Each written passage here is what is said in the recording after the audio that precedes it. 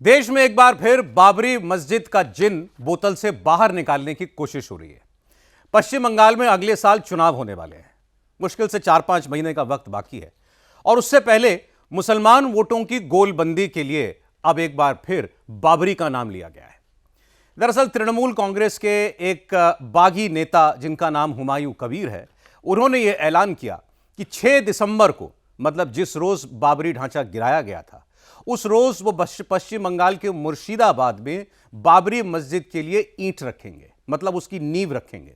और इसके लिए उन्होंने मुस्लिम समाज से आह्वान किया कि वो भारी संख्या में आएं और अपने साथ ईंटें भी लेकर के आएं, ताकि बाबरी मस्जिद एक बार फिर बनाई जा सके और वो खुद उसके जब उसकी नींव पड़ रही हो तो वो उसके साक्षी बने।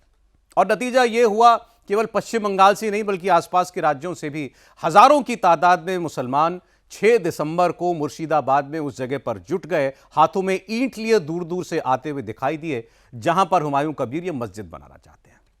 हमारे देश में मंदिर, मस्जिद, गुरुद्वारा, गिरजा, कोई भी धार्मिक स्थल बनाने की पूरी आजादी है।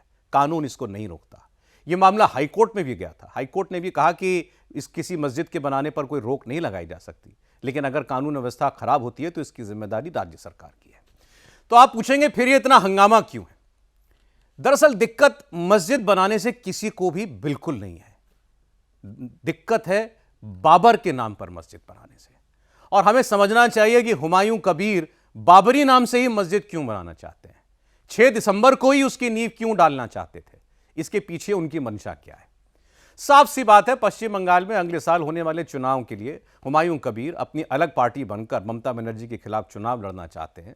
अब वो किसी की ए टीम है, बी टीम है, सी टीम है, ये चुनावी मुद्दा हो सकता है, लेकिन हुमायूं कबीर को मुसलमानों के वोट चाहिए और उन्होंने इसके लिए एक बड़ा आसान तरीका ढूंढा। बाबरी मस्जिद विध्वंस को मुद्दा बनाया और कहा कि हमारी मस्जिद शहीद की गई थी, हम उसी बाबरी मस्जिद को जो अयोध्या में गिराई गई थी पश्चिम बंगाल में बनाएंगे।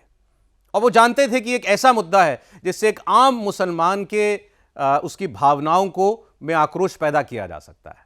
और कुछ हद तक वो इसमें कामयाब होते दिखाई भी दिए, क्योंकि हजारों की तादाद में लोग वहां पहुंचे। इसकी तैयारी हुमायूं कबीर ने काफी लंबी चौड़ी कर रखी थी।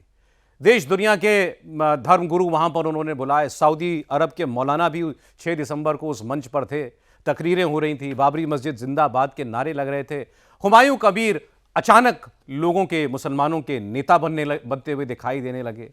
वहां मौजूद बहुत सारे आम मुसलमान समाज के लोगों ने कहा कि ममता बनर्जी ने मुसलमानों के लिए कुछ नहीं किया, हुमायूं कबीर हमारा नेता है। अब हुमायूं कबीर को कितना वोट मिलेगा, चुनाव में उनकी क्या हालत होगी, ये तो हम लोग अगले 4-5 महीनों में देख लेंगे।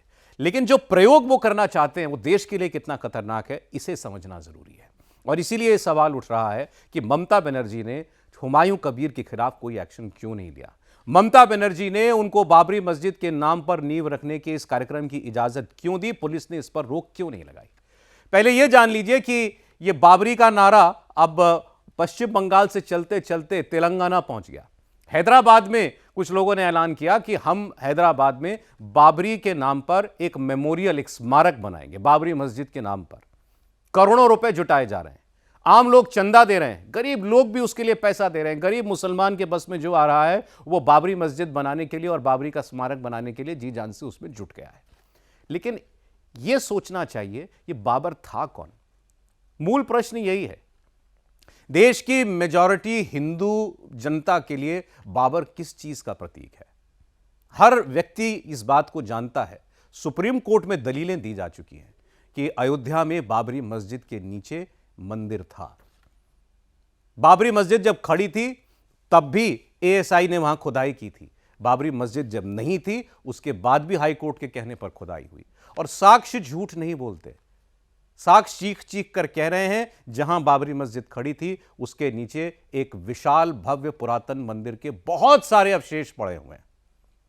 तो जब देश की आम जनता इस बात को स्वीकार करती है, दिल से मानती है कि बाबर ने अयोध्या में राम का मंदिर तोड़वाया, बाबर के सेनापति ने वहां पर बाबरी मस्जिद बनाई, इसके खिलाफ चाहे कितनी भी दलीलें दे दी जाएं, लेकिन आज वो सेक्युलर राजनीति करने वाले सूरमा कहां हैं जो धर्म के नाम पर होने वाली पॉलिटिक्स को जहरीला बताते थे। उन्हें हुमायूं कबीर के बयानों में और हुमायूं कबीर के इस अभियान में जहर क्यों नहीं दिखाई दे रहा? इसके खिलाफ वो बात क्यों नहीं कर रहे हैं? और करोड़ों लोग जिस जिस बाबर के नाम से आहत होते हैं, जिस बाबर के कृत्यों से आहत होते हैं, उसका महिमा मंडन, उसे हीरो की तरह पेश करना, उसके नाम पर एक मस्जिद बनाने का ऐलान करना, यह समाज के लिए किस किस्म का संकेत दे रहा है? और इस बात को दो प्रोमिनेंट मुसलमानों के बयानों से हमें समझ लेना चाहिए।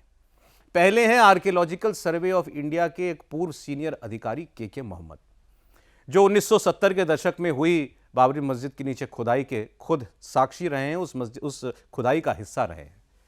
उन्होंने कहा कि दोनों बार जब जब खुदाई हुई, हमें इस बात के साफ प्रमाण मिले कि नीचे एक भव्य हिंदू मंदिर था, भगवान विष्णु को समर्पित मंदिर था। हमें वहां देवी देवताओं की प्रतिमाएं भी मिली।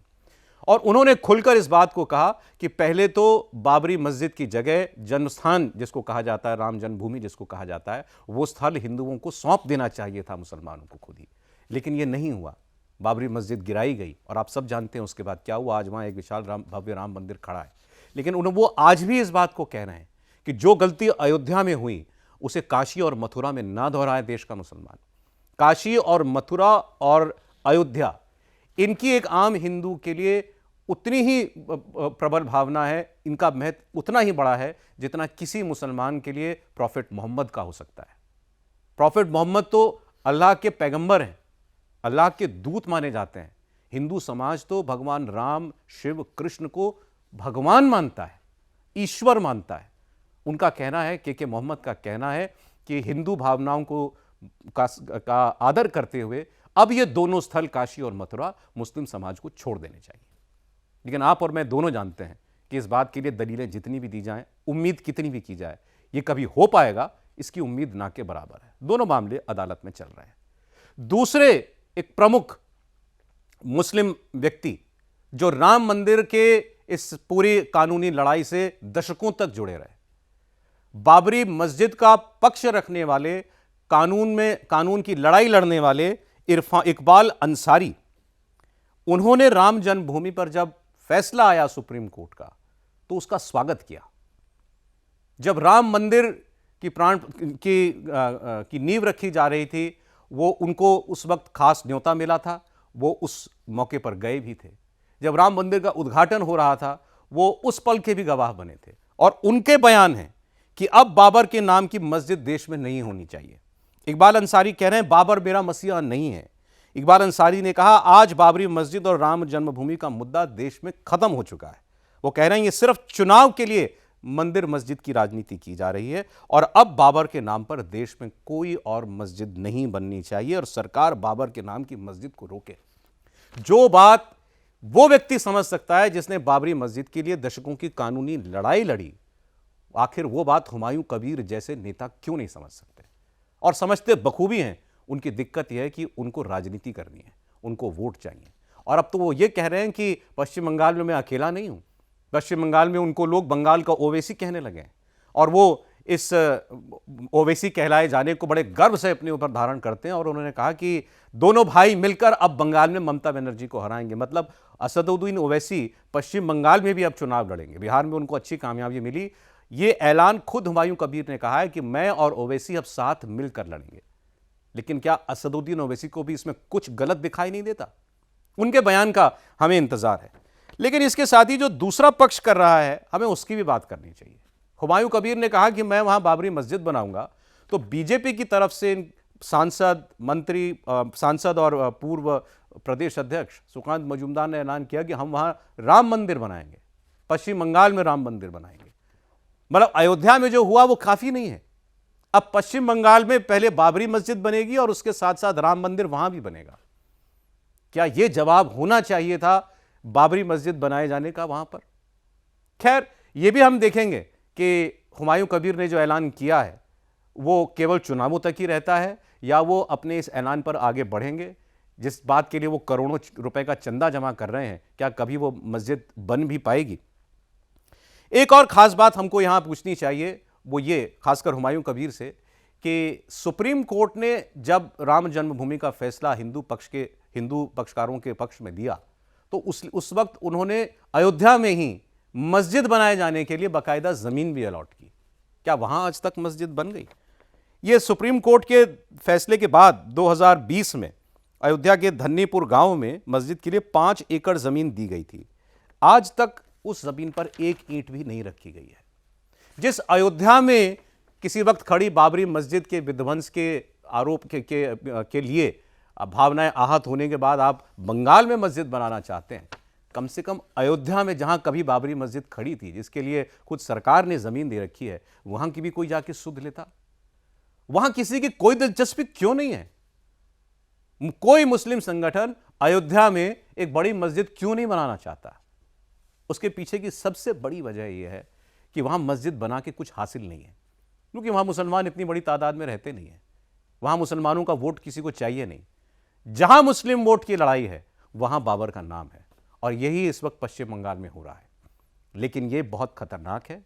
ये एक चिंगारी है जो हुमायूं कबीर जैसे नेता अपनी सस्ती राजनीति के लिए देश की जनता के बीच, पश्चिम बंगाल की जनता के बीच लगा रहे हैं।